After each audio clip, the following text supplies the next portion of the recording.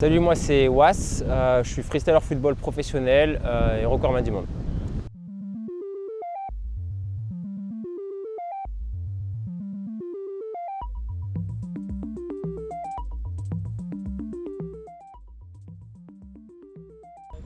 Alors, depuis que j'ai commencé, le freestyle a bien évolué de plusieurs manières. Déjà, c'est beaucoup plus mis en avant aujourd'hui, que ce soit dans les médias, les réseaux sociaux, je t'en parle pas. Et la discipline évolue aussi parce que les gens font des tricks aujourd'hui qui sont différents d'il y a quelques années. Aujourd'hui, on utilise beaucoup les acrobaties. Il y en a maintenant qui font des saltos, des trucs incroyables. Et surtout, les gens commencent de plus en plus jeunes. Aujourd'hui, à 7-8 ans et à 12 ans, ils font des compètes et ils ont des niveaux de ouf. C'est très cool parce que ça montre que le freestyle est en bonne progression et en bonne phase de développement.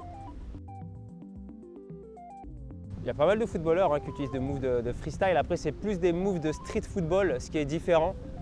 Mais tu as des mecs comme Ronaldinho, le précurseur pour nous, Neymar, bon, il y a quelques années Cristiano Ronaldo, maintenant beaucoup moins.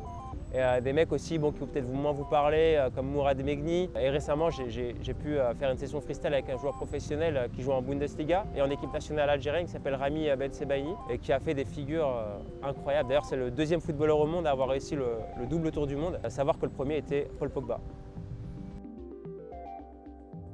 Le lien entre le freestyle et la danse, il a toujours été là. Maintenant, je dirais que le lien il se fait entre le freestyle et les acrobaties en général. J'ai envie de dire le cirque même, à la limite. D'ailleurs, le Cirque du Soleil a monté un spectacle avec des freestylers qui est à la base sur le thème de Lionel Messi. D'ailleurs, on avait été appelés pour le casting, etc. Ça prouve vraiment que les autres disciplines comme le cirque s'y intéressent parce qu'ils voient quelque chose en commun, en fait, tout simplement. Mon inspiration dans le freestyle, c'est plus des disciplines. La GRS par exemple, du breakdance, une discipline qui s'appelle Chinlon et de tous les arts dans lesquels je peux m'inspirer. Je me suis déjà inspiré du hula hoop, tout ce qui peut me donner une idée pour créer des nouvelles figures. Je ne vais pas m'en priver pour m'inspirer. Le flow, c'est important dans le freestyle, on le retrouve dans pas mal de disciplines, le breakdance, le skate, etc. Ça fait partie aussi du freestyle. De toute façon, on retrouve toujours les mêmes codes dans tous les sports urbains comme ça ou extrêmes. C'est à peu de choses près la même chose. C'est de la répétition avant tout, c'est le travail, la persévérance. On n'arrive pas à réussir une figure d'un coup, c'est pas possible. C'est notre passion aussi, on est tous unis par une passion qui fait qu'on lâche jamais en fait et qu'on continue à s'entraîner jusqu'à réussir nos figures.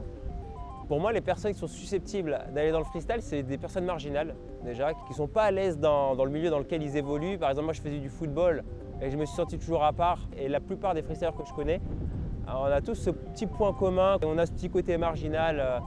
Donc je pense que c'est d'abord ce petit point commun. Ouais.